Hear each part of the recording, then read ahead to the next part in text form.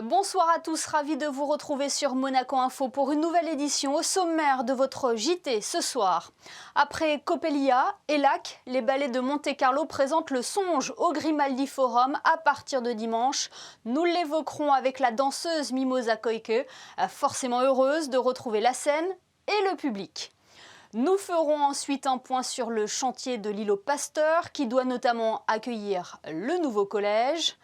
Et puis nous ouvrirons une page sport avec du basket. La Roca Team est arrivée à Kazan pour le match 2 de la finale de l'Eurocup.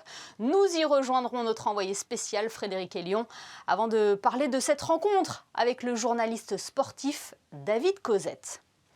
Mais avant cela, alors que l'on attend dans les heures qui viennent les nouvelles modalités entourant les mesures sanitaires en vigueur en principauté, le président français Emmanuel Macron a d'ores et déjà donné les contours des différentes phases du déconfinement en France. Un déconfinement qui s'articule autour de 4 grandes étapes. Sandrine Nègre. Bonsoir Sandrine.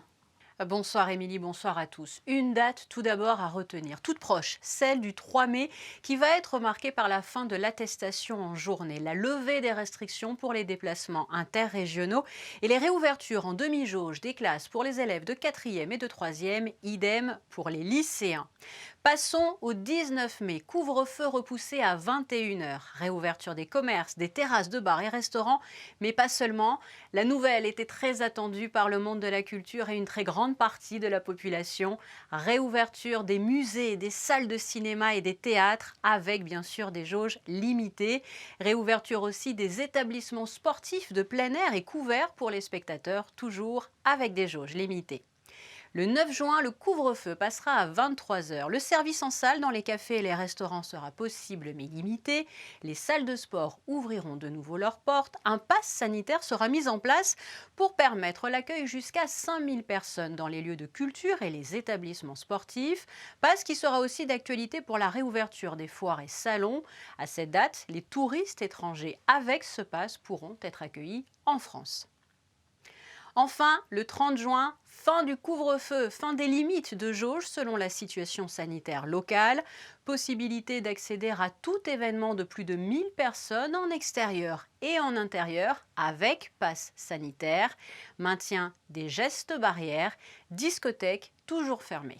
Et dans le reste de l'actualité en principauté, un mot de diplomatie. Oui, régulièrement tout au long de l'année, le prince Albert II reçoit au palais des lettres de créance, accréditant ainsi de nouveaux ambassadeurs auprès de la principauté.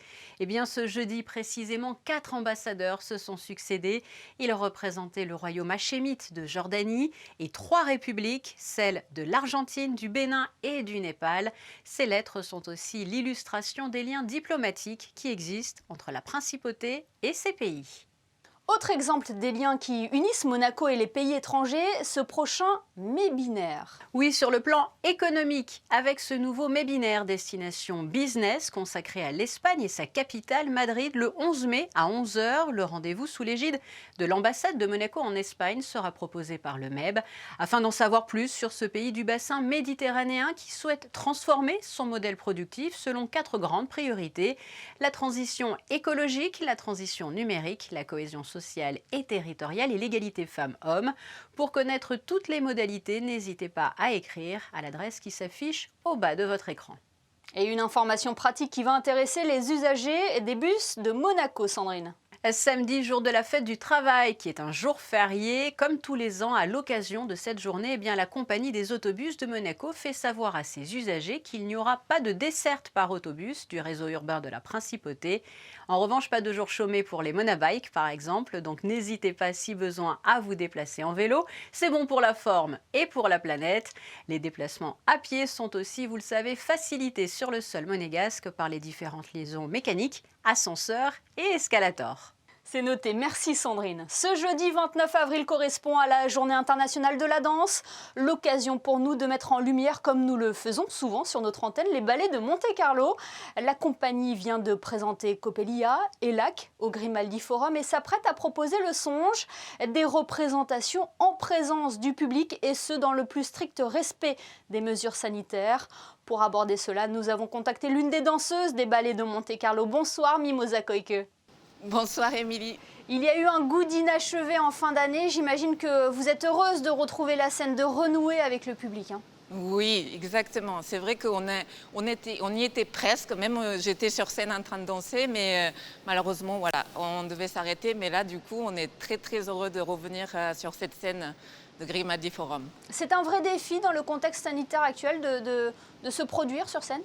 On ressent un peu la difficulté, mais en même temps, vraiment, grâce à le test chaque semaine, on continue à vraiment travailler. Et puis, pour ça, vraiment, je remercie notre directeur Jean-Christophe, tous les teams, famille, les ballets de Monte-Carlo, plus évidemment le gouvernement monégasque.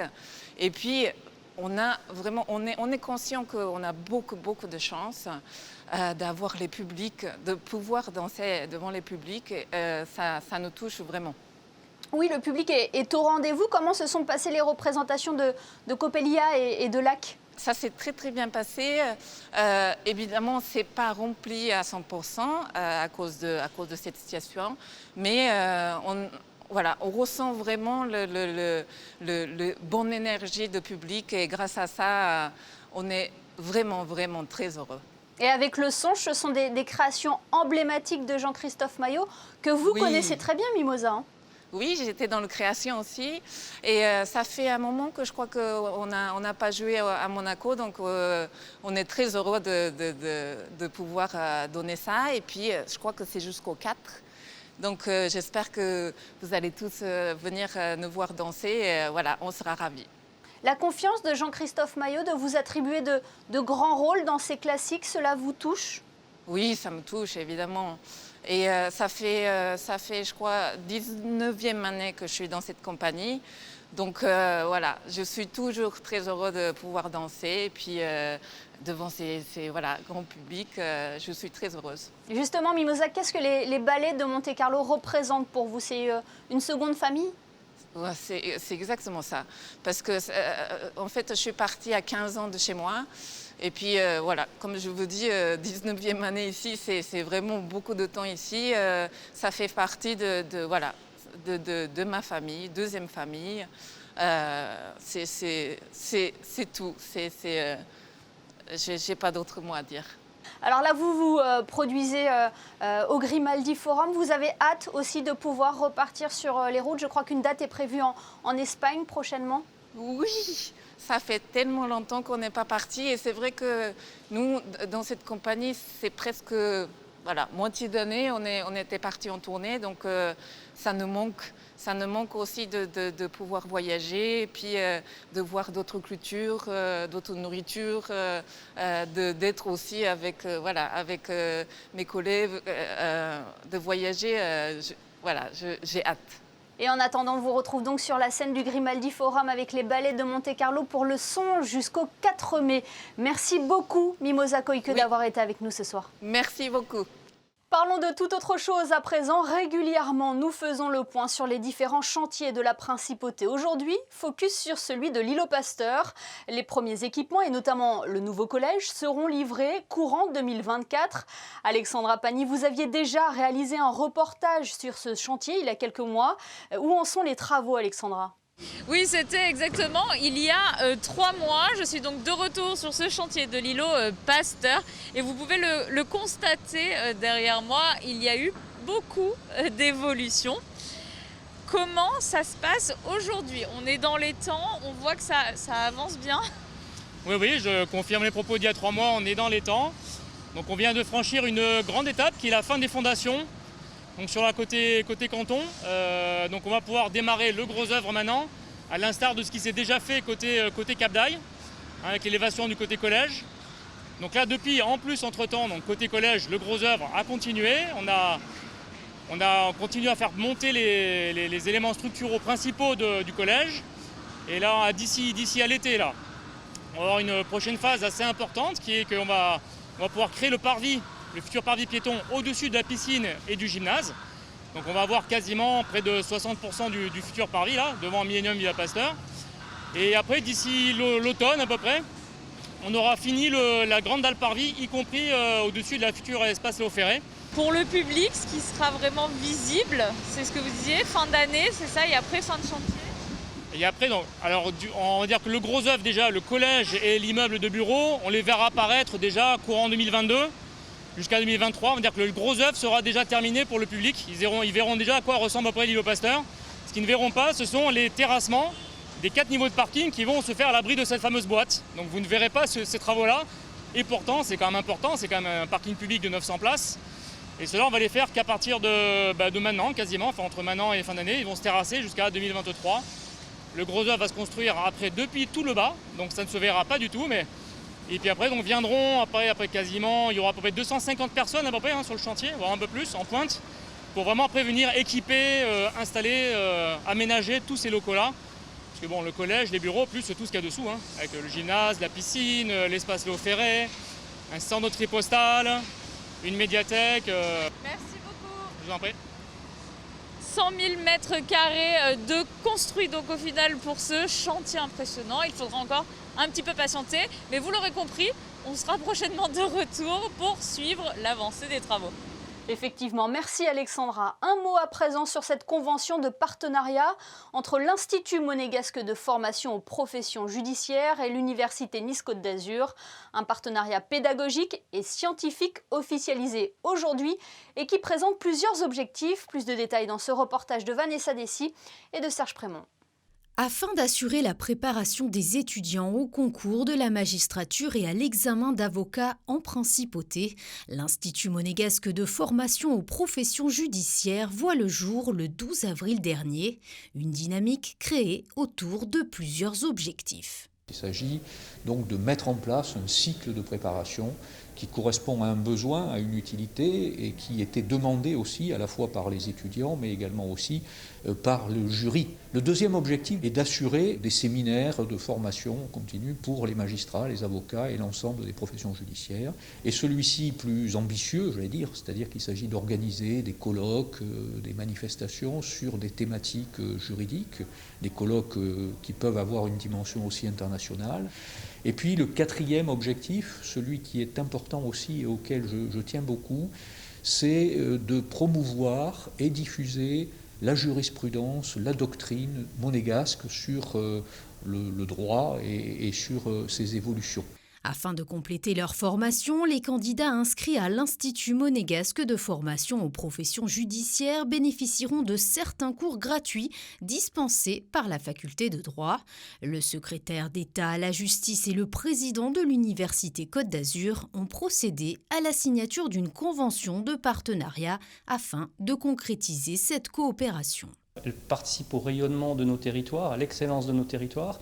Et la seconde, elle permet de tisser des liens encore plus forts entre Université Côte d'Azur, qui est l'une des 9 universités d'excellence en France, et la Principauté de Monaco, ce qui était déjà le cas dans certains secteurs. Et là, on investit un nouveau secteur, les sciences juridiques et politiques, et c'est véritablement pour nous extrêmement important. On ouvre un nouveau niveau de performance dans le domaine des sciences juridiques et politiques qui s'est vraiment extrêmement fortement structuré depuis quelques années à l'Université Côte d'Azur, et puis on l'ouvre justement avec nos partenaires et la Principauté. Le cycle de formation pour le concours d'avocat débutera le 17 mai prochain avec un examen prévu en fin d'année.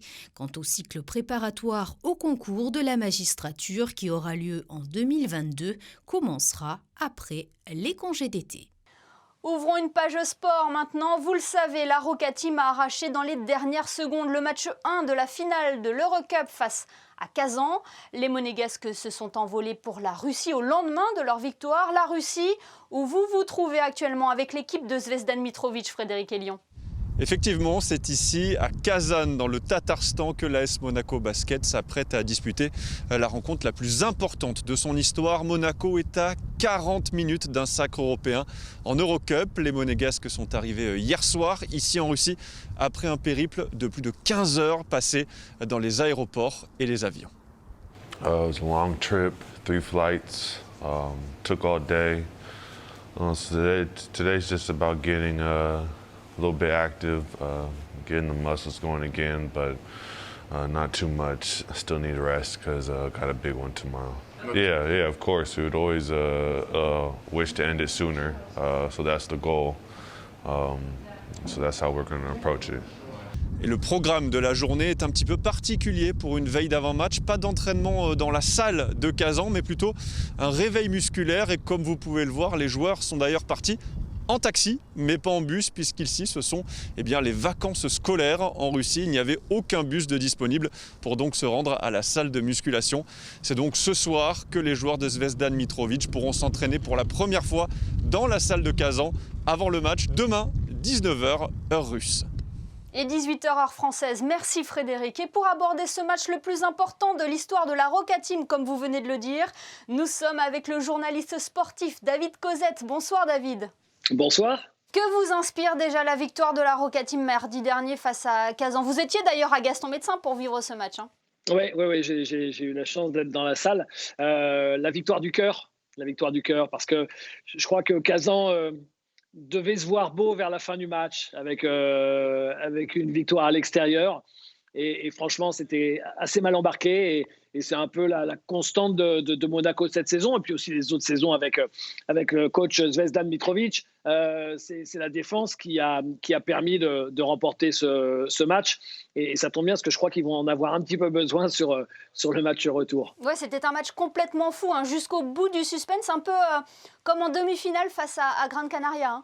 Nos nerfs ont été mis à rude épreuve et c'est plutôt sympa. C'est aussi pour ça qu'on aime le basket. C'est quand ça se joue sur des dernières possessions. Mais c'est clairement une vraie pub pour le basket et une vraie pub aussi pour Monaco de réussir à s'imposer avec la manière. Oui, c'était important de remporter ce premier match à domicile pour le mental déjà et puis pour aborder ce déplacement avec peut-être un peu plus de sérénité. Honnêtement, même si évidemment le club dira le contraire, les joueurs diront le contraire, mais si Monaco avait perdu ce premier match à la maison, j'aurais pas joué beaucoup d'argent sur une victoire finale et un trophée soulevé par le capitaine. Parce que Kazan joue à domicile, joue avec du public, avec ses repères, etc. Et on sait, le public, à quel point ça joue, ça influe sur le résultat d'un match. Donc vous partez en Russie, où généralement les clubs français, c'est toujours compliqué, après un déplacement très très long, fatigant, etc. Maintenant, on sait aussi que dans ce genre de configuration, ce sera probablement plus facile de gagner le match 2 qu'un éventuel match d'appui. Mais ce n'est pas pour autant terminé. Même si Kazan, qui va être vexé, qui aura un peu la rage, peut remporter ce match 2, il restera une vraie chance sur le match 3. Et selon vous, David Cosette, est-ce que Monaco a les armes pour remporter son premier titre européen ? Oui, Monaco a clairement les armes s'il s'appuie sur cette défense. Là, ils ont fait des choix tactiques. On l'a vu clairement sur le premier match parce qu'ils permettent à un pivot qui n'a rien fait de la saison de flamber comme ça. C'est une option qui, au final, a été payante. Et une équipe de Kazan qui est d'abord talentueuse par ses meneurs, ses arrières, enfin ses extérieurs, qui, eux, n'ont pas montré grand-chose. On pense à Jamar Smith, l'ancien joueur de Limoges, qui est un redoutable shooter. Ça a été payant. Après, on sait que quand il y a des affrontements comme ça, les matchs ne se ressemblent jamais. Ce sera probablement d'autres options tactiques. Je ne vais pas rentrer là-dedans parce que je ne suis pas assez expert, mais ce sera sûrement d'autres options tactiques de la part de coach Mitrovic, et également de la part du coach grec en face. Il y a un côté partie de poker d'un match sur l'autre, et c'est ça aussi qui rend une série passionnante. David Cosette, vous qui avez suivi le basket pendant des années, vous continuez de le suivre. Et quel regard portez-vous sur l'ascension de la Roca Team depuis ces 10 dernières années ? On avait beaucoup parlé de Nanterre qui, en l'espace de 20 ans, était passé en gros de la 10e division à un titre de champion de France au début des années 2010.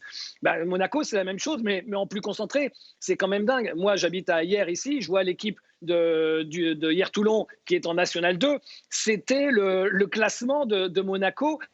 Il y a une demi-douzaine d'années, c'est quand même complètement incroyable d'être en passe de remporter l'Eurocup, qui est, parce qu'il y a quand même pas mal de Coupes d'Europe, c'est quand même la meilleure Coupe d'Europe après l'Euroleague. C'est un truc qui semble un peu surréaliste, mais de passer ainsi de division en division chaque saison et d'aller jusqu'à la finale de l'Eurocup, c'est une histoire de sport merveilleuse telle que juste des scénaristes à Hollywood seraient capables d'en faire. Parce que si on fait un film là-dessus, on se dit non, c'est quand même un petit peu too much. Si, pour le coup, c'est arrivé. Et jouer l'Euroleague la saison prochaine. et jouer l'Euroleague la saison prochaine. Alors on a tous hâte, nous tous qui sommes tout près de Monaco pour voir les plus grands cadors européens et puis aussi les meilleurs joueurs français qui vont venir sur le parquet de Monaco. Ça fera des retrouvailles géniales. C'est le summum du basket européen. Ça fait saliver tout le monde. Après, moi, je m'interroge juste, j'en ai parlé un petit peu avec l'entourage du club quand je suis passé il y a 2 jours, où est-ce que ça va se jouer? Je sais que le Prince souhaiterait que ça se joue vraiment à domicile. Au cœur de Gaston Médecin, même si la salle n'est pas forcément adaptée. C'est vrai que la période Covid peut permettre, pourquoi pas, à Monaco, quitte à ne pas avoir trop de spectateurs, eh bien d'accueillir les plus grands d'Europe sur son parquet, et ce serait quelque chose de formidable. Dernière question, David Cosette, vous l'avez dit, hein, aucun match ne se ressemble, mais est-ce que vous avez un pronostic pour le match de vendredi, le match de demain? Je suis obligé de dire Monaco. Je suis obligé de dire Monaco, évidemment. Évidemment, ce ne sera pas facile, hein, mais il y a un vrai coup à jouer et elle l'a montré plus tôt dans la saison. Je pense que c'est vraiment un challenge qui leur va bien et c'est super qu'ils soient partis dès le lendemain matin très tôt du premier match parce qu'on sait qu'après ça pèse dans les jambes, les transferts et tout ça. Là, ils devraient être à peu près frais en arrivant plus de 48 heures avant le match. Donc, on croise les doigts, on est avec eux évidemment. Et on est avec eux aussi. Merci beaucoup, David Cosette, d'avoir été avec nous pour porter votre regard sur cette finale de l'Eurocup. Merci infiniment. Merci. Et Sandrine, où pourrons-nous regarder ce match 2 de la finale de l'Eurocup ? Comme pour les précédents matchs, Émilie, très bonne nouvelle pour tous les supporters des Rouges et Blancs. Monaco Télécom a annoncé la diffusion de ce match en clair sur la box canal 132 sur RMC Sport 2. Émilie, 2 mots, Dag et Monégo. Oui, tous derrière la Roca Team. Autre ballon, autre sport, un mot de rugby à présent, Sandrine. Elle s'appelle Barbadjouan. Elle, c'est la mascotte de la future édition 2021 du Monaco Rugby Sevens. Je dis elle car c'est une mascotte, mais en réalité, mieux vaut dire il, puisqu'il s'agit d'un goéland et plus précisément d'un gabian, comme on dit à Monaco. Il a été créé par Richard Molinier. Le tournoi se déroulera au Stade Louis II les 19 et 20 juin prochains. 24 équipes participeront. Les 2 meilleures équipes féminines et la meilleure équipe masculine décrocheront d'ailleurs leur ticket pour les JO de Tokyo cet été. Nous suivrons bien sûr tout cela pour vous sur Monaco Info. Ovalie, toujours avec ces nouvelles de l'AS Monaco Rugby. L'AS Monaco Rugby a lancé son premier webinaire, une conférence avec Charles Olivon, capitaine du 15 de France, et Fanny Horta, capitaine du 7 de France féminin, sur le développement du rugby à Monaco, qui a ainsi été proposé. Prochain événement, sachez-le, une journée découverte et de détection le samedi 15 mai, à travers une journée portes ouvertes sur le terrain Prince Héréditaire Jacques de Vins. Information au 06 62 52 06 99. Vous aurez très certainement reconnu sur l'affiche Antoine Zegdar. Et avant de refermer ce journal, un coup d'œil sur les prévisions météo. Quelle est la tendance pour la journée de vendredi, Sandrine ? Eh bien, le dernier jour du mois d'avril s'annonce gris et pluvieux. Peu d'amélioration au fil de la journée. Les nuages s'intensifieront même dans l'après-midi. Le mercure sera compris entre 12 et 17 degrés. Nous fêterons ce vendredi les Robert. Merci Sandrine et merci à vous de nous être fidèles chaque soir sur Monaco Info. Nous évoquions tout à l'heure les futures représentations des ballets de Monte-Carlo au Grimaldi Forum. La compagnie vous donne rendez-vous dès dimanche pour le songe. On se quitte justement avec les photos de Michael Alési. À demain pour une nouvelle édition sur Monaco Info. Bonne soirée à tous.